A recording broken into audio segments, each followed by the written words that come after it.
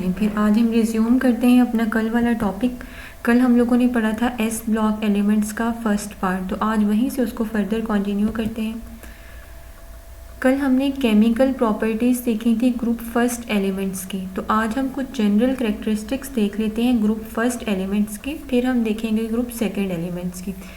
General characteristics of the compound of the alkali metal में सबसे पहले जो है वो है ऑक्साइड्स एंड हाइड्रो ऑक्साइड्स।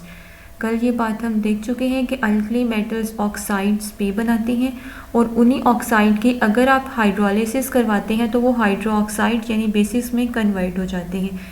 तो अप्रोप्रिएट कंडीशन में ये कंपाउंड जो आपके पास ऑक्साइड्स के बनते हैं वो नॉर्मल ऑक्साइड्स भी होते हैं, पर ऑक्साइड्स भी होते हैं, सुपर ऑक्साइड्स भी होते हैं। ज़्यादातर जो अल्कली मेटल के कंपाउंड्स की नेचर होती है वो आयोनिक होती है।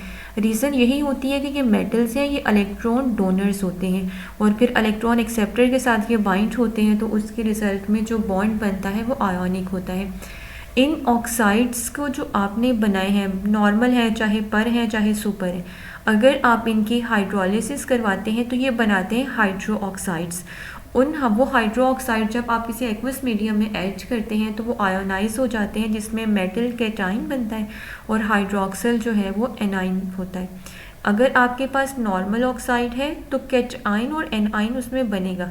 हाँ, ये होगा कि अगर ऑक्साइड की नेचर चेंज हो रही है तो साथ बाई प्रोडक्ट के तौर पे कुछ एक्स्ट्रा बन सकता है, लेकिन जो मेन बेस है वो तीनों ये प्रोड्यूस करते हैं, चाहे वो नॉर्मल ऑक्साइड है, चाहे वो पर ऑक्साइड है, चाहे वो सुपर ऑक्साइड है। जब हाइड्रोलिसिस करवाओगे तीनों के रिजल्ट में हाइड्रोक्साइड्स की फॉर्मेशन होगी।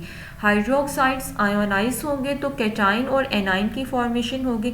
अगर आपके पास पर ऑक्साइड होगा तो साथ में बाई प्रोडक्ट के तौर पे हाइड्रोजन पर ऑक्साइड बनेगा, और अगर सुपर ऑक्साइड है तो इसी हाइड्रोजन पर ऑक्साइड के साथ साथ ऑक्सीजन भी रिलीज होगी, लेकिन मेन कैटाइन और एनाइन तीनों केसेस में आपको मिलेंगे। उसके बाद नेक्स्ट है कि जो सुपर ऑक्साइड्स होते हैं इनकी नेचर पैरामैग्नेटिक होती है। पैरामैग्नेटिक नेचर का मतलब ये होता है कि अगर आप स्ट्रॉन्ग किस्म की मैग्नेटिक फील्ड अप्लाई करें तो ये सब्सटेंसेस उसकी तरफ अट्रैक्ट होती है। मतलब मैग्नेटिक फील्ड अगर इनको अट्रैक्ट करे तो इसका मतलब होता है कि उस सब्सटेंस का जो कैरेक्टर है वो पैरामैग्नेटिक है। अगर मैग्नेटिक फील्ड की तरफ अट्रैक्शन ना हो तो वो डायामैग्नेटिक होती हैं। तो जो सुपर ऑक्साइड्स होते हैं ये पैरामैग्नेटिक होते हैं, और पैरामैग्नेटिक के लिए अनपेयर्ड इलेक्ट्रॉन्स का होना ज़रूरी होता है। तो ऑक्साइड्स एंड पर ऑक्साइड्स आर कलरलेस। जो नॉर्मल ऑक्साइड और पर ऑक्साइड होते हैं वो ज़्यादातर आपको कलरलेस फॉर्म में मिलते हैं, लेकिन जो सुपर ऑक्साइड्स होते हैं ये येलो या ऑरेंज कलर में आपको मिलते हैं। लाइक आपके पास है potassium super oxide. Super oxide की जब आप इंटरनल बॉन्डिंग को देखते हैं तो इनमें जो एंटी बॉन्डिंग पाई ऑर्बिटल होता है उसमें अनपेयर्ड इलेक्ट्रॉन प्रेजेंट होता है, और अनपेयर्ड इलेक्ट्रॉन की प्रेजेंस की वजह से मैग्नेटिक फील्ड की तरफ भी अट्रैक्शन शो करते हैं, जिसका मतलब है कि इनका जो कैरेक्टर होता है वो पैरामैग्नेटिक होता है। इनकी नेचर यानी कि पैरामैग्नेटिक होती है। अल्कली मेटल हाइड्रोक्साइड जो हैं वो स्ट्रॉन्गेस्ट बेसिस हैं पूरे जितने भी आपके पास एलिमेंट एग्जिस्ट करते हैं उनमें से, और इनकी हीट ऑफ हाइड्रेशंस भी काफ़ी इंपॉर्टेंट होती है। हीट ऑफ हाइड्रेशन हम कल स्टडी कर चुके हैं कि जब मेटल आयन को वाटर सराउंड करता है उस दौरान जो हीट रिलीज होती है उसे हम हीट ऑफ हाइड्रेशन कहते हैं। नेक्स्ट है हैलाइड फॉर्मेशन। नाम से पता चल रहा है कि जब मेटल हेलोजन के साथ लिंक होंगी तो हैलाइड्स की फॉर्मेशन होगी। हेलोजन पीरियोडिक टेबल का जो 17 ग्रुप है जिसमें फ्लोरीन, क्लोरीन, ब्रोमीन, आयोडीन वगैरह आ जाते हैं, तो अल्कली मेटल हैलाइड जो हैं ये हाई मेल्टिंग पॉइंट रखने वाले कलरलेस क्रिस्टलाइन सॉलिड्स होते हैं। All the halides are soluble in water, लेकिन लिथियम फ्लोराइड जो है वो सॉल्युबल नहीं होता। बहुत माइनर उसकी सॉल्युबिलिटी होती है, ना होने के बराबर। उसकी लो सॉल्युबिलिटी की रीज़न हमने कल भी देखी थी कि लिथियम जो है वो स्मॉल साइज कैटाइन होता है और फ्लोराइड स्मॉल साइज एनाइन। तो स्मॉल कैटाइन स्मॉल एनाइन में इंट्रैक्शन ज़रा ज़्यादा हो जाता है, जिससे फिर ये इजीली सॉल्युबल नहीं होते।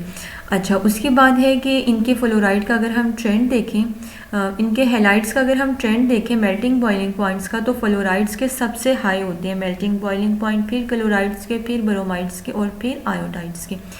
लो solubility of lithium fluoride in water is due to its high lattice enthalpy, कि स्मॉल केटाइन स्मॉल एनाइन के अंदर इंट्रैक्शन इतना ज़्यादा स्ट्रॉन्ग हो जाता है तो इससे इसकी जो लेटिस इंथॉल्पी या लेटिस एनर्जी होती है वो काफ़ी बढ़ जाती है।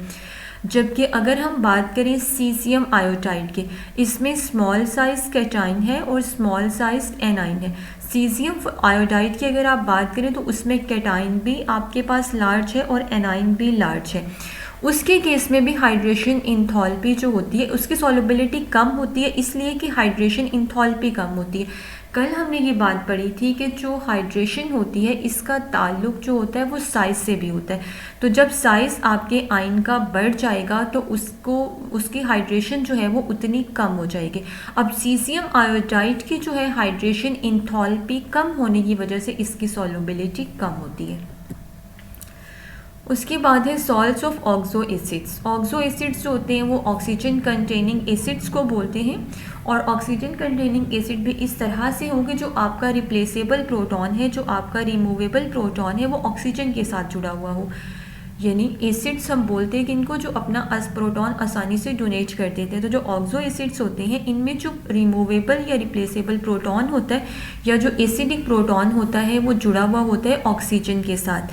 लाइक आपके पास ये कार्बोनिक एसिड है तो इसमें जो रिप्लेसेबल प्रोटॉन है यानी हाइड्रोजन जो है फार्मूला इसका H2CO3 होता है, तो ये दो प्रोटॉन रिप्लेसेबल हैं, इसके अंदर ये लिंक होते हैं, जुड़े होते हैं ऑक्सीजन के साथ, यानी एक हाइड्रोक्सिल ग्रुप की फॉर्म में आप कह लें। इसी तरह से सल्फ्यूरिक एसिड में भी दो रिप्लेसेबल प्रोटॉन्स होते हैं, ये भी ऑक्सीजन कंटेनिंग एसिड है, तो ये भी ऑक्सो एसिड्स की कैटेगरी में आ जाता है। नेक्स्ट है आपके पास इनके कार्बोनेट्स और बाइकार्बोनेट्स। आमतौर पे जो अल्कली मेटल्स हैं इनकी कार्बोनेट्स जो होते हैं ये कार्बोनेट फॉर्मेशन भी करती हैं, बाइकार्बोनेट फॉर्मेशन भी करती हैं। कार्बोनेट और बाइकार्बोनेट में डिफरेंस ये होता है कि बाइकार्बोनेट हाइड्रोजन कंटेनिंग होता है। जैसे आपके पास है ना कार्बोनिक एसिड H2CO3, तो अगर तो आपने ये दोनों हाइड्रोजन मेटल के साथ रिप्लेस कर दिए, जैसे सोडियम के साथ दोनों आपने रिप्लेस कर दिए, Na2CO3 बन गया, वो आपका कार्बोनेट होगा। अगर आपने एक प्रोटॉन रिप्लेस किया है हाइड्रोजन के साथ और दूसरा हाइड्रोजन यहाँ से भी वैसे ही मौजूद है, यानी आपके पास ये बन जाएगा फिर NaHCO3 और वो होगा सोडियम बाइकार्बोनेट या मेटल बाइकार्बोनेट आप कह लें। इनके जो मेटल बाइकार्बोनेट या कार्बोनेट्स होते हैं आमतौर पे यूजुअली स्टेबल होते हैं, लेकिन यहाँ पे एक्सेप्शनल केस होता है लिथियम का। Lithium carbonate is not so stable to heat, ये इतना ज़्यादा स्टेबल नहीं होता। जैसे ही आप इसको हीट देते हो तो ये डिकम्पोज हो जाता है, डिकम्पोज होकर ये कन्वर्ट हो जाता है ऑक्साइड के अंदर, यानी लिथियम ऑक्साइड में, और कार्बन डाइऑक्साइड यहाँ से रिमूव हो जाती है। हाइड्रोजन कार्बोनेट या बाइकार्बोनेट जो है वो सॉलिड फॉर्म में एग्जिस्ट नहीं करता लिथियम का। बाकी जो मेटल्स हैं उनके बाइकार्बोनेट सॉलिड फॉर्म में एग्जिस्ट करते हैं, लेकिन लिथियम बाइकार्बोनेट सॉलिड फॉर्म में एग्जिस्ट नहीं करता और ये थर्मली भी स्टेबल नहीं होता, ये डिकम्पोज होकर ऑक्साइड में कन्वर्ट हो जाता है। इनेमोलिस बिहेवियर्स या प्रॉपर्टीज़ ऑफ लिथियम कौन से? लिथियम का एटॉमिक नंबर 3 होता है, एटॉमिक मास 6.94 होता है, स्मॉल साइज्ड है ये बाकी जो अल्कली मेटल्स हैं उनके मुकाबले में। इसकी पोलराइजिंग पावर हाई होती है। दो चीज़ें होती हैं, एक होती है पोलराइजेबिलिटी और एक होती है पोलराइजिंग पावर। पोलराइजेबिलिटी हमने पढ़ ली है, जिसका मतलब ये था कि इलेक्ट्रॉनिक क्लाउड के डिस्टॉर्ट होने की एबिलिटी। पोलराइजिंग पावर होती है कि इलेक्ट्रॉनिक क्लाउड को डिस्टॉर्ट करने की एबिलिटी। अब अगर आपने इलेक्ट्रॉनिक क्लाउड को डिस्टॉर्ट करना है, डिस्टर्ब करना है, तो उसके लिए आप उसके पास कोई कैटाइन लेके आओगे तो अट्रैक्शन के रिजल्ट में वो आपका जो एटम है वो पोलराइज्ड होगा ना, तो कैटाइन की आमतौर पे पोलराइजिंग पावर देखी जाती है और एनाइन की पोलराइजेबिलिटी देखी जाती है। तो लिथियम का जो साइज होता है वो स्मॉल होता है, इसलिए इसकी जो पोलराइजिंग पावर होती है ये काफ़ी हाई होती है। तो आमतौर पे जो पोलराइजिंग पावर होती है ये डिपेंड करती है चार्ज टू रेडियस रेशो पे। तो रेडियस इसका चूँकि काफ़ी कम होता है, तो रेडियस कम होगा तो पोलराइजिंग पावर जो है वो हाई हो जाएगी। हाई आयोनाइजेशन इंथॉल्पी, लिथियम का चूँकि साइज़ कम होता है इसलिए ये इलेक्ट्रॉन जो है निकालने के लिए आपको एनर्जी थोड़ी ज़्यादा देना पड़ती है। Low electropositive character compare to other alkali metal, बाकी अल्कली मेटल के मुकाबले में इसका जो इलेक्ट्रोपॉजिटिव करेक्टर होता है वो ज़रा कम होता है इसके स्मॉल साइज़ और हाई आयोनाइजेशन इंथैल्पी की वजह से। बाकी अगर कुछ इनेमोलिस बिहेवियर्स को हम कंसीडर करें तो उनमें आ जाते हैं, पहले हम देखते हैं वाटर के साथ इनकी रिएक्शन या हाइड्रोलिसिस। तो मेटल के जब आप हाइड्रोलिसिस करवाते हो तो as a result bases produce होती हैं, साथ हाइड्रोजन गैस इवॉल्व होती है। लिथियम को भी जब आप हाइड्रोलिसिस करवाओगे तो बेस ही बनेगी और साथ में हाइड्रोजन ही इवॉल्व होगी, लेकिन लिथियम हाइड्रोक्साइड वीकर बेस होती है बाकी जो अल्कली मेटल्स हैं उनके बेसिस के कंपैरिजन में। सोडियम का जब आप ऑक्सीडेशन करवाते हो तो सोडियम ऑक्साइड बनता है, पोटाशियम की करवाते हो तो पोटाशियम ऑक्साइड बनता है, लेकिन सोडियम पर ऑक्साइड बना रहा है मेनली, और जो पोटाशियम है वो सुपर ऑक्साइड। लेकिन अगर हम बात करें लिथियम की तो लिथियम के ऑक्सीडेशन के रिजल्ट में आपको नॉर्मल ऑक्साइड्स मिलते हैं। लिथियम नाइट्रोजन के साथ रिएक्शन करके नाइट्राइड फॉर्मेशन भी कर लेता है, जबकि बाकी जो मेटल्स हैं वो नाइट्राइड फॉर्मेशन इजीली नहीं करते। हाइड्राइड की बात करें तो लिथियम हाइड्राइड क्वाइट स्टेबल होता है क्योंकि lithium small size cation, hydrogen small size A9, लेकिन जो बाकी मेटल्स हैं उनके हाइड्राइड कंपैरेटिवली इसके अनस्टेबल होते हैं। अगर हम बात करें हैलाइड्स की तो लिथियम के जो हैलाइड्स होते हैं मेनली लिथियम लिंक फ्लोरीन के साथ करता है, ये इनसॉल्युबल होता है, जबकि जो बाकी मेटल के हैलाइड्स हैं जैसे NaCl है, KCl है, वो वाटर सॉल्युबल होते हैं। नेक्स्ट आपके पास जो सारी प्रॉपर्टीज़ आपने अब तक देख ली हैं उनको सम अप अगर हम करें तो lithium hydroxide comparatively weak base होती है, लिथियम लेस रिएक्टिव मेटल होती है, अदर अल्कली मेटल्स जो हैं उनके हाइड्रोक्साइड्स इसकी निस्बत ज़्यादा बेसिक होते हैं। लिथियम कल हमने कहा था कि इलेक्ट्रोकेमिकल सीरीज़ के मुताबिक स्ट्रॉन्गेस्ट रिड्यूसिंग एजेंट होता है पीरियोडिक टेबल के अंदर। अगर आप इसकी ऑक्सीडेशन करवाते हो तो ये मोनो ऑक्साइड बनाता है, अगर आप इसकी नाइट्रोजन के साथ नाइट्रेशन करवाते हो तो ये लिथियम नाइट्राइड की फॉर्मेशन करता है, जबकि दूसरे जो मेटल्स हैं वो आसानी से मोनो ऑक्साइड या नॉर्मल ऑक्साइड नहीं बनाती, वो पर या सुपर बनाती हैं या नाइट्राइड फॉर्मेशन इतनी इजीली नहीं करती बाकी अल्कली मेटल्स। लिथियम हाइड्राइड बाकी सब के मुकाबले में ज़्यादा स्टेबल होता है, यानी बाकी हाइड्राइड्स के कंपैरिजन में।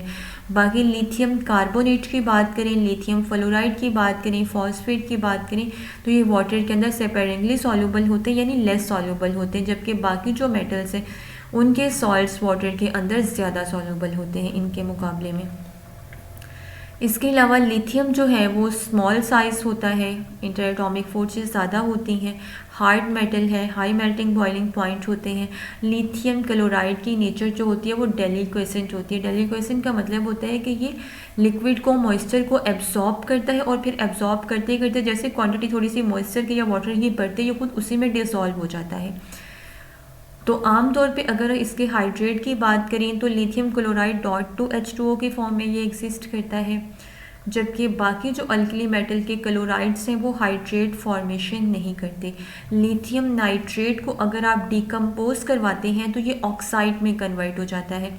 लिथियम ऑक्साइड कंपैरेटिवली ज़्यादा स्टेबल होते हैं, इसलिए जब आप इनके कार्बोनेट को हीट करते हो तो भी ये लिथियम ऑक्साइड बना था, अगर आपने इसके नाइट्रेट को हीट किया है तो भी ये लिथियम ऑक्साइड में कन्वर्ट हो गया, साथ में नाइट्रोजन डाइऑक्साइड गैस और ऑक्सीजन गैस रिलीज हो जाती है। जबकि बाकियों के नाइट्रेट्स की बात करें तो जब आप उनको हीट करते हैं तो वो नाइट्रेट से नाइट्राइट में कन्वर्ट हो जाते हैं, मतलब सोडियम नाइट्रेट था, आपने इसको हीट किया, वो डायरेक्टली ऑक्साइड में कन्वर्ट नहीं हुआ बल्कि वो पहले किस में कन्वर्ट हो गया, सोडियम नाइट्राइट में, और ऑक्सीजन जो है वो यहाँ से रिलीज हो गई है। इसी तरह से लिथियम कार्बोनेट को अगर आप हीट करते तो ये कन्वर्ट हो जाता है लिथियम ऑक्साइड में और कार्बन डाइऑक्साइड में, जबकि जो बाकी अल्कली मेटल कार्बोनेट्स हैं वो इतनी आसानी से कार्बन डाइऑक्साइड को इवॉल्व नहीं करते, मतलब लिथियम कार्बोनेट के मुकाबले में वो ज़रा ज़्यादा थर्मली स्टेबल होते हैं। लिथियम हाइड्रोजन कार्बोनेट जो है या लिथियम बाइकार्बोनेट जो होता है वो सॉलिड फॉर्म में एग्जिस्ट नहीं करता, जबकि बाकियों के जो बाइकार्बोनेट्स हैं वो सॉलिड फॉर्म में आपको मिल जाते हैं। लिथियम का अगर आप अमोनिया के साथ रिएक्शन करवाते हैं तो लिथियम इमाइड बनता है, जबकि बाकी मेटल जो हैं वो अमाइड्स बनाते हैं, यानी आई वाला अमाइड और ए वाला अमाइड। इसमें डिफरेंस ये होता है कि जो अमाइड होता है इसके अंदर नाइट्रोजन के 3 बॉन्ड इस तरह से पूरे होंगे कि 2 बॉन्ड होंगे मेटल के साथ और एक होगा हाइड्रोजन के साथ, जबकि जो अमोनिया बनाता है अमाइड बाकी मेटल्स के साथ उसमें एक बॉन्ड होगा मेटल के साथ और दूसरे 2 होंगे हाइड्रोजन के साथ। तो जो लिथियम है ये बनाता है इमाइड्स और जो बाकी मेटल्स है वो अमाइड्स, सोडामाइड बड़ा हम इसको यूज़ भी करते हैं डिफरेंट पर्पसेस के लिए। तो ये भी एक इनेमोलिस बिहेवियर है लिथियम का। उसके बाद हम बात करें डायगोनल रिलेशनशिप की, तो diagonal relationship said to exist between certain pairs of diagonally adjacent elements in the second and third period of the periodic table, कि कुछ एलिमेंट जो periodic टेबल में एक दूसरे के डायगोनली प्रेजेंट हैं वो कुछ प्रॉपर्टीज़ में सिमिलरिटीज़ शो करते हैं। तो इस रिलेशनशिप को बोलते हैं डायगोनल रिलेशनशिप। ये मेनली ग्रुप पीरियड नंबर जो आपके पास सेकंड और थर्ड है उसके एलिमेंट में ज़्यादातर ये आपको देखने को मिलता है। जैसे यहाँ पे अगर हम देखें तो लिथियम और मैग्नीशियम एक दूसरे के डायगोनली प्रेजेंट है, तो ये काफ़ी जो प्रॉपर्टीज़ हैं वो सिमिलर शो करते हैं। जैसे लिथियम हाइड्रोक्साइड वीक बेस है, इसी तरह से मैग्नीशियम हाइड्रोक्साइड अपने ग्रुप में वीक बेस है। लिथियम नाइट्रोजन के साथ रिएक्शन करता है तो लिथियम नाइट्राइड बनाता है, मैग्नीशियम रिएक्शन करता है नाइट्रोजन के साथ तो मैग्नीशियम नाइट्राइड बनाता है।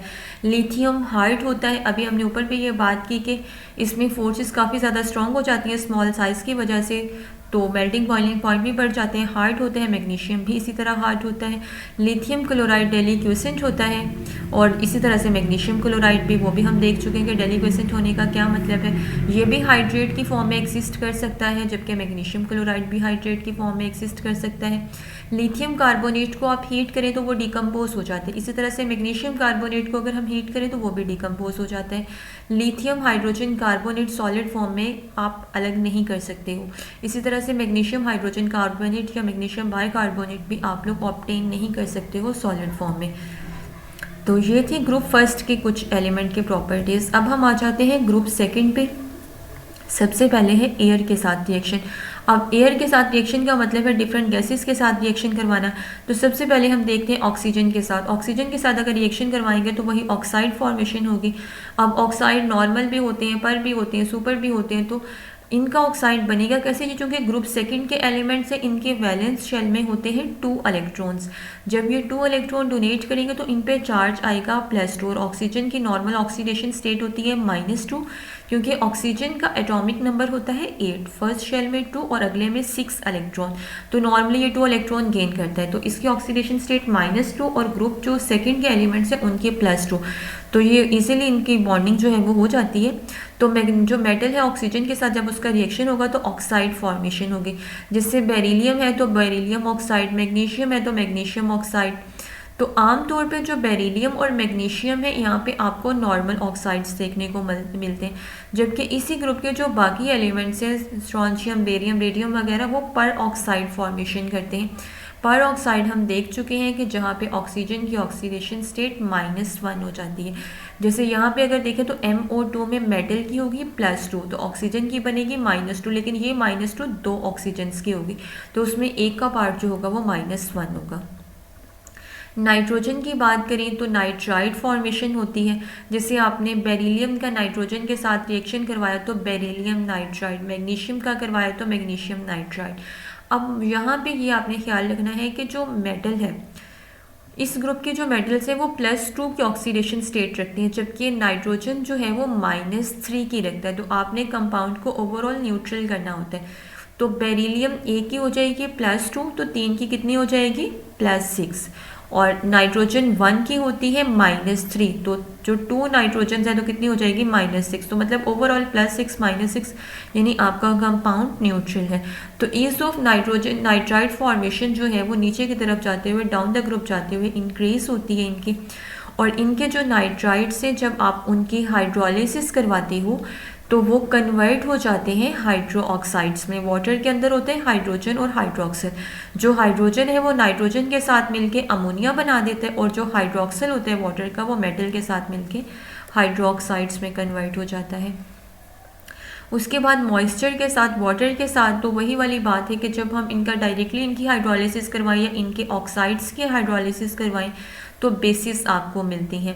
Down the group reactivity in metals की इंक्रीज होती है, वो जाहिर सी बात है, साइज बढ़ता है, इलेक्ट्रॉन रिमूव करने का जो ट्रेंड है वो इंक्रीज होता है, इलेक्ट्रोपॉजिटिव करेक्टर बढ़ता है। तो बेरिलियम जो है वो बॉइलिंग वाटर के साथ भी रिएक्शन नहीं करता आसानी से। मैग्नीशियम जो है वो बॉइलिंग वाटर के साथ रिएक्ट करके कन्वर्ट हो जाता है हाइड्रोक्साइड में, जबकि जो लोअर मेंबर्स हैं कैल्शियम, स्ट्रोंशियम, बेरियम वगैरह, वो तो कोल्ड वाटर के साथ भी रिएक्ट करके बेसिस में चेंज हो जाते हैं। नेक्स्ट है आपके पास हाइड्रोजन के साथ रिएक्शन। तो हाइड्रोजन के साथ हाइड्राइड फॉर्मेशन होती है। जैसे आपने मैग्नीशियम का रिएक्शन करवाया हाइड्रोजन के साथ तो मैग्नीशियम हाइड्राइड, कैल्शियम का करवाओगे तो कैल्शियम हाइड्राइड। बेरिलियम हाइड्राइड की फॉर्मेशन भी डायरेक्टली इतनी आसान या फिजिबल नहीं होती, तो इसके लिए फिर आप इसके रिड्यूसिंग एजेंट के साथ मतलब इसका रिएक्शन करवाते हैं इस तरह से कि बेरिलियम क्लोराइड या बेरिलियम हैलाइड जो भी आपने लिया उसका आपने लिथियम एल्यूमिनियम हाइड्राइड के साथ रिएक्शन करवाया है, तो ऐसा रिजल्ट यहाँ से आपको बेरिलियम हाइड्राइड मिल जाता है। All the hydride react with water to evolve hydrogen. जब आप इन हाइड्राइड्स की हाइड्रोलिसिस करवाते हैं तो होता ये है कि यहाँ से हाइड्रोजन जो है वो रिमूव हो जाता है, हाइड्रोजन गैशियस फॉर्म में रिमूव हो जाता है, और फिर क्या बनता है आपके पास मेटल बचेगा, वो वाटर से हाइड्रोक्साइड लेके हाइड्रोक्साइड में कन्वर्ट हो जाएगा। मेटल्स जो हैं वो हमने पहले भी बात की है कि स्ट्रॉन्ग रिड्यूसिंग एजेंट्स होते हैं। रिड्यूसिंग एजेंट का मतलब जो दूसरों को रिड्यूस करते हैं खुद ऑक्सीडाइज होते हैं, चूँकि मेटल के अंदर ऑक्सीडेशन की एबिलिटी होती है तो इसलिए अच्छे रिड्यूसिंग एजेंट्स होते हैं। लिक्विड अमोनिया के साथ अगर आप इसका सॉल्यूशन बनाएं तो बिल्कुल वैसे ही बनता है जैसे आपने कल अल्कली मेटल्स का बनाया था। अल्कली मेटल्स की तरह अल्कलाइन अर्थ मेटल में से भी आप जो भी मेटल ऐड करते हैं अमोनिया के अंदर, तो वैसे ही वो अपने मेटल के इलेक्ट्रॉन रिमूव होते हैं, मेटल जो है +2 की ऑक्सीडेशन स्टेट में आती है, तो वो जो इलेक्ट्रॉन होते हैं वो भी स्टाउंड कर लेते हैं अमोनिया के, और जो मेटल कैटाइन होता है वो भी इंटरेक्ट करता है अमोनिया के साथ, और इन अमोनिएटेड इलेक्ट्रॉन्स की वजह से, इनकी यहाँ पे प्रेजेंस की वजह से इलेक्ट्रॉन्स की, ये सॉल्यूशन के अंदर से इलेक्ट्रिसिटी पास हो सकती है, और ये भी कलर्ड सॉल्यूशन होता है। उसके कलर होने की रीज़न हम कल देख चुके हैं। नेक्स्ट है जनरल कैरेक्टरिस्टिक्स ग्रुप 2 में oxides and hydro oxides.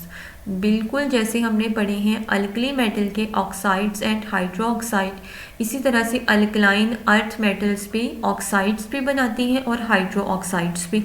Oxide अगर आप मेटल की ऑक्सीडेशन करवाएंगे तो वो ऑक्साइड में कन्वर्ट हो जाएगी, उसी की फर्दर हाइड्रोलिसिस करवाओगे तो वो हाइड्रो ऑक्साइड्स बन जाएंगे।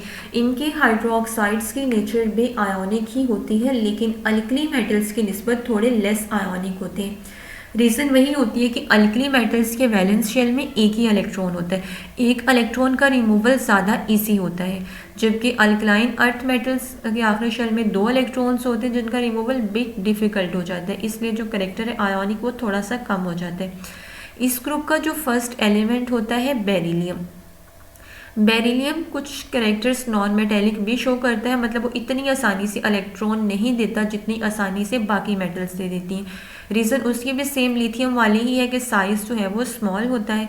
तो बेरिलियम ऑक्साइड एम्फोटेरिक नेचर का होता है। एम्फोटेरिक का मतलब है कि वो एसिड और बेस दोनों के तौर पे रिएक्ट कर सकता है। बाकी जो ऑक्साइड्स हैं उनकी नेचर जो है वो प्योरली बेसिक होती है कि आप क्या करते हैं कि पहले आपने ऑक्सीडेशन करवा के ऑक्साइड बना लिए, ऑक्साइड की हाइड्रोलिसिस करवाओगे तो आपको बेसिस मिलेंगे, लेकिन बेरिलियम जो है यहाँ पे डुअल कैरेक्टर शो करता है, एम्फोटेरिक होता है। इनकी सॉल्युबिलिटी, थर्मल स्टेबिलिटी और basic character down the group जो है वो इंक्रीज होते हैं। जैसे मतलब आप स्टार्ट हो मैग्नीशियम हाइड्रोक्साइड और बेरियम हाइड्रोक्साइड तक आप जाएं तो सॉल्युबिलिटी भी बढ़ेगी, थर्मल स्टेबिलिटी भी बढ़ेगी। थर्मल स्टेबिलिटी का मतलब होता है कि आप उनको हीट दें तो वो आसानी से डिकम्पोज नहीं होंगे। अल्कलाइन अर्थ मेटल के हाइड्रोक्साइड्स जो हैं ये भी बेसिक नेचर की होते हैं, लेकिन अल्कली मेटल हाइड्रोक्साइड से थोड़ा सा लेस बेसिक होते हैं।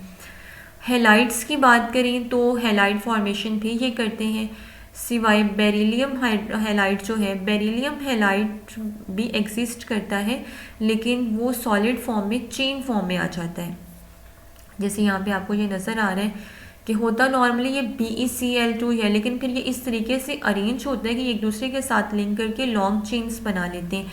इनके अलावा बाकी जो सारे अल्कलाइन अर्थ मेटल के हैलाइड्स हैं वो मेनली आयोनिक नेचर के ही होते हैं, जबकि बेरिलियम के अंदर कुछ ना कुछ कोवेलेंट कैरेक्टर भी होता है क्योंकि ये आसानी से इलेक्ट्रॉन डोनेट नहीं करता। सॉल्ट्स ऑफ ऑक्सो एसिड्स की बात करें तो ये भी ऑक्सो एसिड्स बनाते हैं, यानी ऑक्सीजन कंटेनिंग जो एसिड्स होते हैं।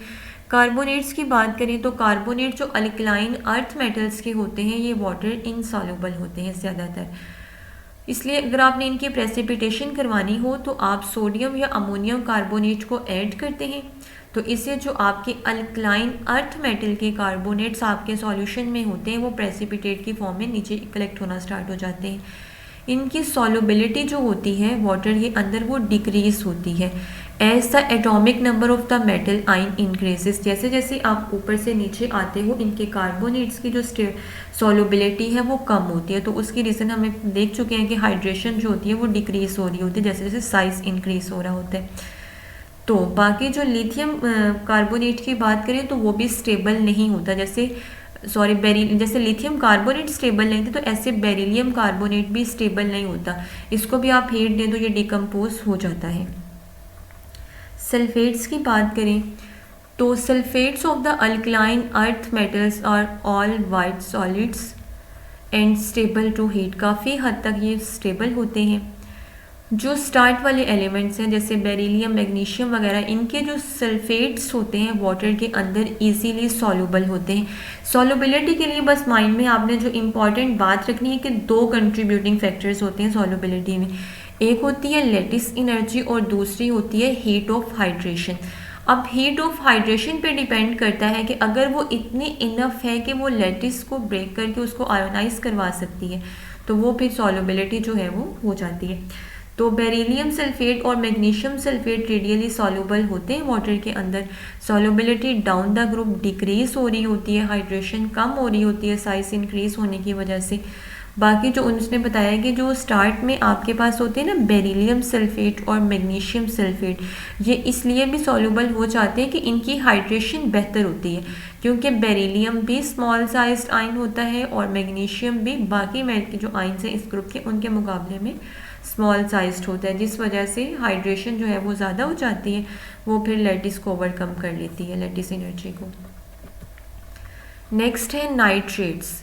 अगर आप इनकी डेजोल्यूशन करवाते हैं कार्बोनेट्स के नाइट्रिक एसिड के साथ, मतलब आपने अल्कलाइन अर्थ मेटल का कार्बोनेट लिया उसमें उठा के डाइल्यूट नाइट्रिक एसिड ऐड कर दिया, तो वो जो अल्कलाइन अर्थ मेटल का कार्बोनेट होगा उसमें से कार्बन डाइऑक्साइड गैस इवॉल्व हो जाएगी और वो मेटल नाइट्रेट में कन्वर्ट हो जाएगा। Magnesium nitrate crystallises with 6 molecule of water, यानी मैग्नीशियम नाइट्रेट के साथ जो आपको वाटर ऑफ क्रिस्टलाइजेशन के मॉलिक्यूल मिलते हैं वो 6 होते हैं, जबकि अगर आप बेरियम नाइट्रेट की बात करें तो ये बिल्कुल एनहाइड्रस होते हैं, कोई भी इसके साथ वाटर ऑफ क्रिस्टलाइजेशन का मॉलिक्यूल अटैच नहीं होता। तो बाकी जो है इनकी टेंडेंसी भी हाइड्रेशन इंथॉल्पी के सब में सेम होती है कि जैसे जैसे साइज इंक्रीज होता है हाइड्रेशन इंथॉल्पी या हाइड्रेशन एनर्जी डिक्रीज होती है। All of them decompose on heating to give the oxide like lithium nitrate. तो जब आप इन नाइट्रेट को हीट करते हैं ज़्यादा तो फिर वो डिकम्पोज हो जाते हैं और अपने ऑक्साइड में कन्वर्ट हो जाते हैं। नेक्स्ट है कि बेरिलियम के एनोमलस बिहेवियर्स ऑफ बेरिलियम। तो रीज़न वही है कि बेरिलियम क्यों एनोमलस बिहेवियर शो करता है, क्योंकि बेरिलियम अपने सेकेंड ग्रुप का फर्स्ट एलिमेंट होता है, तो इसका भी साइज स्मॉल होता है, इलेक्ट्रोनेगेटिविटी बाकी ग्रुप मेंबर्स के मुकाबले में हाई होती है, small atomic radii, small ionic radii. Beryllium hard metal है जबकि बाकी अल्कलाइन अर्थ मेटल्स इसके मुकाबले में सॉफ्ट होती हैं। लीस्ट मेटेलिक होता है, इतनी आसानी से इलेक्ट्रॉन नहीं देता बेरिलियम, और रीज़न इसकी भी सेम वही है कि आयोनाइजेशन एनर्जी ज़्यादा होती है स्मॉल साइज़ की वजह से। जब लीस्ट मेटेलिक करेक्टर है तो फिर ये कुछ ना कुछ अपने अंदर कोवेलेंट करेक्टर भी रखता है। कोवेलेंट करेक्टर का मतलब ये है कि ये इलेक्ट्रॉन आसानी से जब नहीं देना चाहेगा तो बॉन्डिंग तो इसने करनी है, तो फिर ये कोवेलेंट बॉन्ड की तरफ यानी शेयरिंग की तरफ भी चला जाता है। मेल्टिंग बॉइलिंग पॉइंट इसके काफ़ी हाई होते हैं अपने बाकी ग्रुप मेंबर्स के मुकाबले में। इसके ऑक्साइड्स की नेचर एम्फोटेरिक होती है, एसिड के तौर पे भी एक्ट कर सकती है, बेस के तौर पे भी। बाकी जो आपके पास इस ग्रुप की मेटल्स हैं उनके ऑक्साइड और हाइड्रो ऑक्साइड की नेचर बेसिक होती है। बेरिलियम हाइड्रोजन को लिबरेट नहीं करवाता जब आप एसिड के साथ रिएक्शन करवाते हैं, जबकि बाकी जो मेटल्स हैं वो हाइड्रोजन को लिबरेट करवा सकती हैं। Beryllium does not show coordination number more than 4। Beryllium का एटॉमिक नंबर ही 4 होता है, तो मैक्सिमम 4 इलेक्ट्रॉन्स ये बॉन्डिंग में इन्वॉल्व कर सकता है, लेकिन इसके अंदर डी ऑर्बिटल भी अवेलेबल नहीं होता बॉन्डिंग के लिए। वो इस तरह से कि बेरिलियम के एटॉमिक नंबर 4 होता है, फर्स्ट शेल में 2 इलेक्ट्रॉन, अगले में भी 2 होते हैं।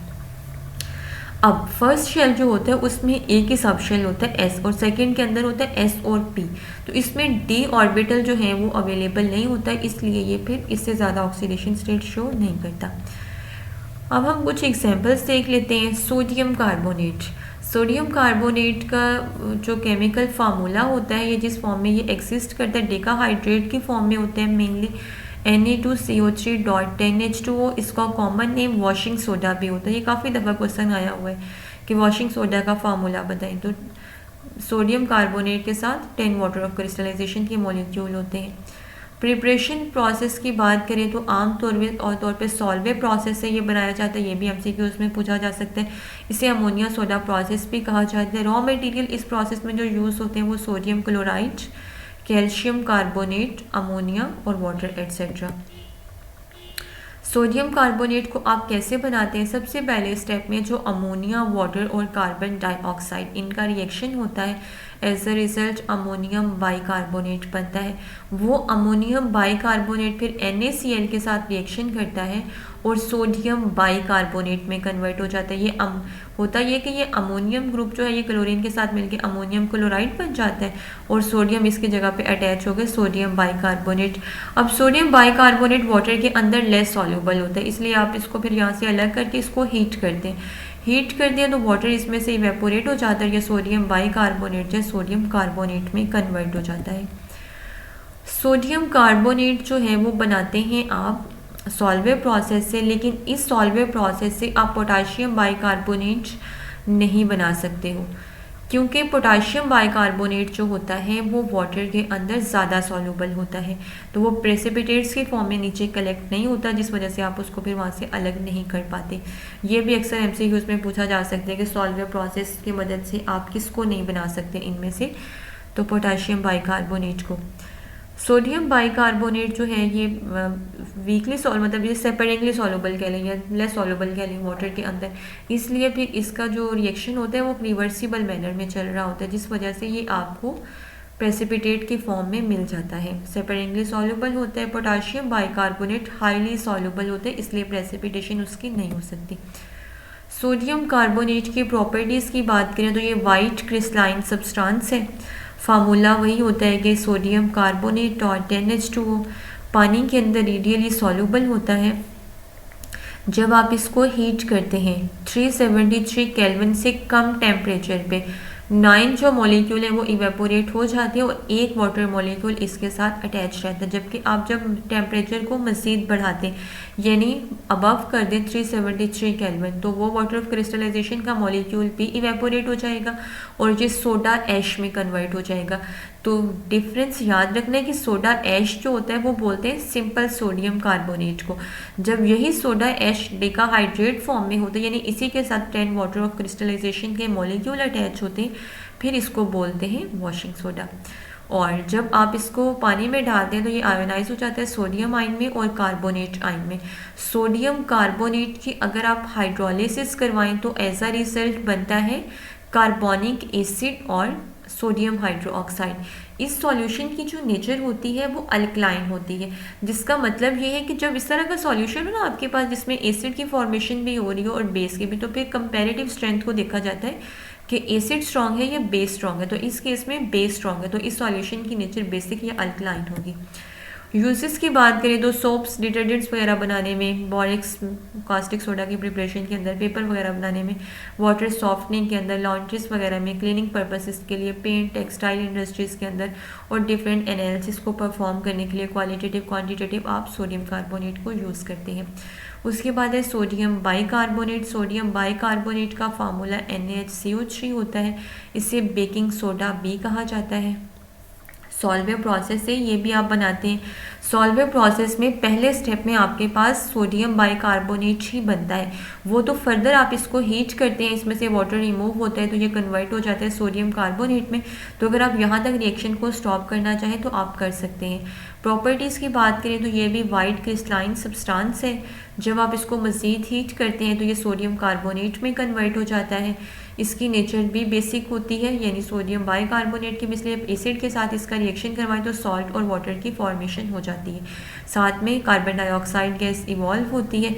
इसके एक्वस सॉल्यूशन की नेचर भी अल्कलाइन होती है, क्योंकि इसके रिजल्ट में भी वही सोडियम हाइड्रोक्साइड और कार्बोनिक एसिड ही बनता है और यहाँ पे भी डोमिनेंट बेस ही होती है। सोडियम बाइकार्बोनेट को फायर एक्सटिंग्विशर्स के अंदर यूज़ किया जाता है, बेकिंग पाउडर्स में एंड एसिड्स के अंदर, यानी जो स्टमक में जो एसिड अगर ज़्यादा हो जाए तो उसके इफेक्ट को न्यूट्रलाइज करने के लिए आप बेसिक सब्सटेंस को लेते हैं तो उसमें भी आप सोडियम बाइकार्बोनेट को यूज़ कर सकते हैं। क्वालिटेटिव एंड क्वांटिटेटिव एनालिसिस के अंदर बेकिंग पाउडर जो होते हैं वो मिक्सचर होता है डिफरेंट चीज़ों का, जिसमें 30% सोडियम बाइकार्बोनेट होता है, 40% स्टार्च होता है, 10% कैल्शियम डाईहाइड्रोजन फॉस्फेट होता है और सोडियम एल्यूमिनियम सल्फेट। इन चीज़ों का मिक्सचर होता है जिसे आप बेकिंग पाउडर बोल रहे होते हैं। सोडियम क्लोराइड की बात करें तो इसको टेबल सॉल्ट या कॉमन सॉल्ट भी कहा जाता है। NaCl इसका फार्मूला होता है। नॉर्मली हम सी वाटर लेते हैं, उसको इवेपोरेट करवाते हैं, वाटर उड़ जाता है और आपके पास सॉल्ट ऑब्टेन हो जाता है। प्रॉपर्टीज़ वाइट कलर की क्रिस्टलाइन सब्सटेंस है, मेल्टिंग पॉइंट 801 डिग्री सेंटीग्रेड होता है, वाटर सॉल्युबल है और बाकी जो है अल्कोहल्स वगैरह के अंदर बहुत स्लाइटली सॉल्युबल होती है, ज़्यादा नहीं।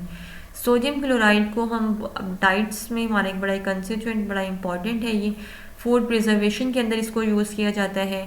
फ्रीजिंग मिक्सचर बनाने में डिप्रेशन इन फ्रीजिंग पॉइंट हम पढ़ चुके हैं, तो जब हम सॉल्यूट को ऐड करते हैं तो फ्रीजिंग पॉइंट डिप्रेस हो जाता है, तो वहाँ पे सॉल्यूट के तौर पे आप इसको यूज़ कर सकते हैं। बाकी डिफरेंट सब्सटेंसेस बनाने में, caustic soda, sodium oxide, sodium carbonates वगैरह बनाने में, salt plus little sodium carbonate plus 5 to 10% sodium sulphate plus बहुत माइनर सी शुगर, इन सब का जो मिक्सचर होता है इसे काला नमक कहा जाता है, जो कि डाइजेशन के लिए बड़ा अच्छा होता है बहुत माइनर क्वांटिटी में कर लें तो। सोडियम हाइड्रोक्साइड की बात करें तो सोडियम हाइड्रोक्साइड जो है कास्टिक सोडा भी से कहा जाता है कॉमनली। प्रिपरेशन में आप इसके ज़्यादातर जो यूज़ करते हैं वो ब्राइन को यूज़ करते हैं। ब्राइन NaCl का वो एक्वस सॉल्यूशन होता है और प्रोसेस कैस्टनर केल्नर प्रोसेस से आप इसको बना सकते हैं या मरकरी कैथोड सेल की मदद से। तो यहाँ पे हम थोड़ा सा इसका देख लेते हैं। ये आपके पास है कैस्टनर केल्नर प्रोसेस। इसमें आपने करना क्या होता है कि एनोड आपका होता है ग्रेफाइट रॉड्स और कैथोड आपका मरकरी होता है इसमें, और इलेक्ट्रोलाइट ब्राइन सॉल्यूशन होता है एच एनोड। अब NaCl आयोनाइज होगा तो सोडियम और क्लोराइड आयन बनेंगे। एनोड पे होता है पॉजिटिव चार्ज, तो नेगेटिव वाला माइग्रेट करेगा क्लोरीन वहाँ पे, क्लोराइड आयन वहाँ पे जाके इलेक्ट्रॉन देगा और क्लोरीन में कन्वर्ट हो जाएगा। क्लोरीन मोनोएटॉमिक फॉर्म में एक्सिस्ट नहीं करता, एटम्स जुड़ के डायटॉमिक फॉर्म में आ जाएंगे। सोडियम जो है वो मूव करेगा टूवर्ड कैथोड, वहाँ पे जाके इलेक्ट्रॉन गेन करेगा और सोडियम मेटल में कन्वर्ट हो जाएगा। फिर ये सोडियम और मरकरी मिलके सोडियम मरकरी अमलगम बना देते हैं, लेकिन आप जैसे ही हाइड्रोलिसिस करवाते हो तो मरकरी अलग हो जाता है और ये सोडियम हाइड्रो ऑक्साइड में कन्वर्ट हो जाता है और यहाँ से जो हाइड्रोजन है वो गैशियस फॉर्म में रिलीज हो जाती है। सोडियम हाइड्रोक्साइड जो है वाइट कलर का होता है, ये भी डेलिक्विसेंट होता है। डेलिक्विसेंट क्या होता है वो हम ऊपर देख चुके हैं कि मॉइस्चर को एब्जॉर्ब करते हैं और फिर इसी में डिसॉल्व हो जाते हैं। ट्रांसल्यूसेंट होता है, लाइट को बहुत ज़्यादा तो अपने अंदर से पास नहीं होने देता, लेकिन किसी हद तक लाइट इसमें से पास हो जाती है। मेल्टिंग पॉइंट 591 केल्विन होता है। वाटर के अंदर हाईली सॉल्युबल होता है। ये भी solution of sodium hydroxide at the surface react with sodium hydroxide का रिएक्शन अगर आप करवाओ ना कार्बन डाइऑक्साइड के साथ, यानी आप इसी सॉल्यूशन की फर्दर कार्बोनेशन करवाओगे तो सोडियम कार्बोनेट में भी कन्वर्ट हो जाता है। तो सोडियम कार्बोनेट बनाने के लिए भी आप ये प्रोसेस यूज़ कर सकते हैं। सोडियम हाइड्रोक्साइड के यूजेस की बात करें तो प्योरीफिकेशन पर्पसेस के लिए पेपर, सोप वगैरह की मैन्युफैक्चरिंग में, पेट्रोलियम रिफाइनिंग में, टेक्सटाइल इंडस्ट्रीज़ के अंदर लेबॉर्ट्री रिएजेंट के तौर पे, फैट्स, ऑयल्स वगैरह की प्रिपरेशन के अंदर आप सोडियम हाइड्रोक्साइड को यूज़ करते हैं। उसके बाद है कैल्शियम कार्बोनेट। कैल्शियम कार्बोनेट जो है इसको आमतौर पे लाइमस्टोन भी कहा जाता है। CaCO3 इसका फार्मूला होता है। केमिकली हम इसको बनाते कैसे हैं, लैब के अंदर अगर आपने बनाना हो तो आप कैल्शियम हाइड्रोक्साइड लेते हैं, इसकी कार्बोनेशन करवाते हैं और ये कन्वर्ट हो जाता है कैल्शियम कार्बोनेट में और वाटर यहाँ से रिमूव हो जाता है। उसके बाद अलग हो जाता है by adding sodium carbonate to calcium chloride, कि अगर आपके पास है कैल्शियम क्लोराइड और आप उसे सोडियम कार्बोनेट में ऐड कर दें तो ये कन्वर्ट हो जाएगा कैल्शियम कार्बोनेट में और NaCl में, यानी इसका कैटाइन जो है वो इसके एनाइन के साथ मिल जाएगा। कैल्शियम क्लोराइड आयोनाइज होगा तो कैल्शियम और क्लोराइड आयन बनेंगे, सोडियम कार्बोनेट होगा तो सोडियम और कार्बोनेट आयन, तो एक का कैटाइन दूसरे के एनाइन के साथ एक्सचेंज हो जाएगा। अगर आप कार्बन डाइऑक्साइड की कंसंट्रेशन जो है उसको कंट्रोल्ड रखते हैं तो आप इसे कैल्शियम बाइकार्बोनेट में भी कन्वर्ट कर सकते हैं। कैल्शियम कार्बोनेट जो होता है ये वाटर सॉल्युबल होता है, जबकि जो कैल्शियम बाइकार्बोनेट होता है ये इनसॉल्युबल। कैल्शियम कार्बोनेट इनसॉल्युबल होता है और जो कैल्शियम बाइकार्बोनेट होता है ये सॉल्युबल होता है वाटर में। प्रॉपर्टीज़ की बात करें तो वाइट फ्लफी सा पाउडर होता है। कैल्शियम कार्बोनेट जो है इनसॉल्युबल होता है वाटर के अंदर, अगर आप इसको हीट करते हैं तो ये डिकम्पोज होकर कैल्शियम ऑक्साइड और कार्बन डाइऑक्साइड में कन्वर्ट हो जाता है। ये रिएक्शन रिवर्सिबल होता है। अगर आप इसका डाइल्यूट एसिड के साथ रिएक्शन करवाएं तो ये क्या करता है, डाइल्यूट एसिड के साथ रिएक्शन करके सॉल्ट और वाटर की फॉर्मेशन, जिसका मतलब है कि इसका कैरेक्टर जो है वो बेस लाइक होता है, तो ये बनेगा कैल्शियम क्लोराइड सॉल्ट बन जाएगा और हाइड्रोजन यहाँ से ऑक्सीजन पे करके वाटर और कार्बन डाइऑक्साइड गैशियस फॉर्म में रिलीज हो जाएगी। सेम अगर सल्फ्यूरिक एसिड के साथ करवाते हैं तो ये कैल्शियम सल्फेट में कन्वर्ट हो जाएगा। यूजेस की बात करें तो बिल्डिंग मटेरियल्स में आप इसको यूज़ करते हैं, फ्लक्स वगैरह के तौर पे डिफरेंट इंडस्ट्रीज़ के अंदर और प्रेसिपिटेशन वगैरह में यूज़ किया जाता है। हाँ, प्रेसिपिटेट जो आपके पास ये कैल्शियम कार्बोनेट होता है ना, तो ये सॉल्युबल नहीं होता वाटर के अंदर, इसलिए ये प्रेसिपिटेट्स के फॉर्म में नीचे कलेक्ट हो जाते हैं और उन्हीं प्रेसिपिटेट्स को फिर आप फर्दर यूज़ करते हैं ज़्यादातर। उसके बाद है कैल्शियम ऑक्साइड। कैल्शियम ऑक्साइड को क्विक लाइम भी कहा जाता है, CaO इसका फार्मूला होता है। ये आप बनाते कैसे हैं, आपने लाइमस्टोन को कैल्शियम कार्बोनेट को हीट करना होता है, ये कन्वर्ट हो जाता है CaO कैल्शियम ऑक्साइड या क्विक लाइम कह लें आप इसको। तो ये इंडस्ट्रियल प्रोसेस बड़ा सिंपल सा होता है कि कार्बन डाइऑक्साइड गैशियस फॉर्म में रिमूव हो जाती है और CaCO3 जो है वो कन्वर्ट हो जाता है CaO यानी कैल्शियम ऑक्साइड में। प्रॉपर्टीज़ की बात करें तो ये वाइड इमॉर्फस सॉलिड होता है, मेल्टिंग पॉइंट इसका काफ़ी हाई होता है 2270 केल्विन, और जब आप इसका एक्सपोजर करवाते हैं कार्बन डाइऑक्साइड के साथ तो दोबारा से ये कार्बोनेट्स में भी कन्वर्ट हो सकता है। इनकी जो नेचर होती है वो बेसिक होती है। आप इसका रिएक्शन करवाएं सिलिकॉन डाइऑक्साइड के साथ तो ये कैल्शियम सिलिकेट में कन्वर्ट हो जाता है। अब फास्फोरस ऑक्साइड के साथ करवाएं तो ये कैल्शियम फॉस्फेट में कन्वर्ट हो जाता है। जब आप इसको हीट करते हैं अमोनियम क्लोराइड के साथ तो अमोनिया गैस वहाँ से रिलीज होती है और बाकी जो है ये कैल्शियम और क्लोरीन मिलकर कैल्शियम क्लोराइड बना देते हैं। यूजेस सीमेंट इंडस्ट्री के अंदर बड़ा चीपेस्ट सी फॉर्म है अल्कली की। अगर आपने अल्कली को हासिल करना तो कैल्शियम ऑक्साइड से आसानी से हासिल कर सकते हैं। कास्टिक सोडा वगैरह बनाने में आप इसको यूज़ करते हैं, शुगर की प्योरीफिकेशन में और डाई स्टफ्स के अंदर। उसके बाद है कैल्शियम ऑक्साइड। आप लेते हैं लाइमस्टोन कैल्शियम कार्बोनेट, आप उसको क्रश करते हैं, उसकी ग्राइंडिंग करते हैं। जब आप इसको हीट करते हैं कैल्शियम कार्बोनेट को तो ये कैल्शियम ऑक्साइड में कन्वर्ट हो जाता है, उसमें से कार्बन डाइऑक्साइड गैस जो है वो रिमूव हो जाती है। कैल्शियम ऑक्साइड में अगर आप वाटर ऐड करें तो वो कैल्शियम हाइड्रो ऑक्साइड में कन्वर्ट हो जाएगा। और कैल्शियम सल्फेट .2H2O इसे हम कहते हैं जिप्सम। इसको जब आप हीट करते हो और इसमें से 3/4 वाटर जो है वो रिमूव हो जाए तो ये जिप्सम जो है ये कन्वर्ट हो जाता है प्लास्टर ऑफ पेरिस में। इसे कैल्शियम सल्फेट हेमीहाइड्रेट भी कहा जाता है। इसके अलावा लाइमस्टोन को हम सीमेंट की मैन्युफैक्चरिंग में भी यूज़ कर रहे होते हैं। तो प्लास्टर ऑफ पेरिस जिसे हम कैल्शियम सल्फेट हेमीहाइड्रेट भी बोलते हैं, इस कैल्शियम सल्फेट हेमीहाइड्रेट को दोबारा से आप जिप्सम में भी कन्वर्ट कर सकते हैं। जब आप इसकी हार्डनिंग करते हैं तो आप इसके अंदर वाटर ऐड करते हैं तो दोबारा से रीहाइड्रेशन होती है। पहले डिहाइड्रेशन हुई थी जिप्सम की तो वो कन्वर्ट हुआ था प्लास्टर ऑफ पेरिस में। अब इस प्लास्टर ऑफ पेरिस की रीहाइड्रेशन हुई है, जब आप इसकी सेटिंग कर रहे होते हैं, हार्डनिंग करवाना चाह रहे होते हैं आप, तो ये कन्वर्ट हो जाता है जिप्सम में। हार्ड उसके बाद जैसे ही आपने उसमें वाटर डाला, सेटिंग हुई, और उस थोड़ी देर के बाद जब आप उसको पड़ा रहने देते हैं, होता है पहले ऑर्थोरोम्बिक फॉर्म में, हार्डनिंग के बाद ये कन्वर्ट हो जाता है मोनोक्लिनिक फॉर्म में। ये भी एमसीक्यूज के लिए इंपॉर्टेंट है। लास्ट पे है पोजीशन ऑफ हाइड्रोजन।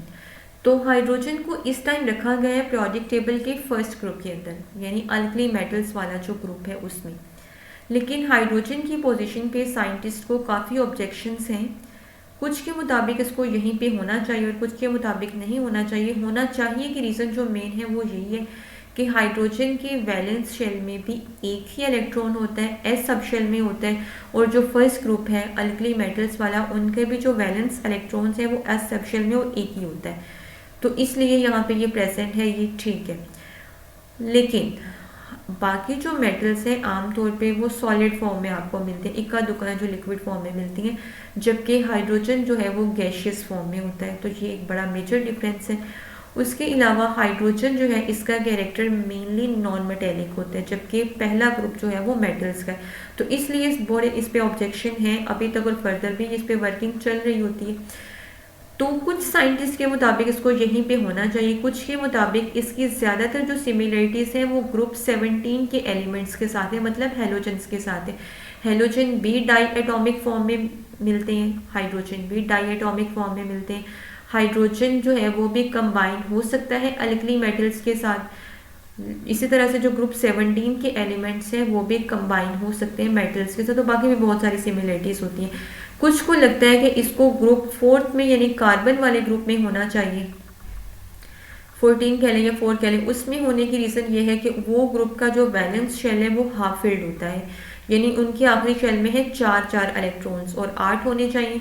लेकिन हाइड्रोजन की अगर हम बात करें तो वो डुप्लेट को फॉलो करते हैं। तो डुप्लेट के मुताबिक अगर इसको एक इलेक्ट्रॉन मज़ीद मिल जाए तो ये कंप्लीट हो जाएगा, यानी अपनी जगह पे ये हाफ फिल्ड होता है। तो इस तरह की कुछ सिमिलरिटीज़ हैं इसके ग्रुप 14 कह लें या 4 के एलिमेंट्स के साथ भी। तो फर्दर इस पर डिबेट चल रही है, वर्किंग चल रही है, लेकिन इस टाइम जो हाइड्रोजन की रिसेंट पोजीशन है वो अल्कली मेटल्स वाला ग्रुप ही है। तो यहाँ पे आपका ये जो चैप्टर था वो कंप्लीट हो गया। अब आप लोगों ने इसको थॉरोली स्टडी करना है। जो भी इनऑर्गेनिक केमिस्ट्री की बुक्स आपके पास अवेलेबल है, स्टार्ट एफएससी से ही करना है, उसके बाद फिर जेडी टुल्ले और गुलाम रसूल चौधरी या कारवान की इनऑर्गेनिक केमिस्ट्री जो भी आपको अवेलेबल हो।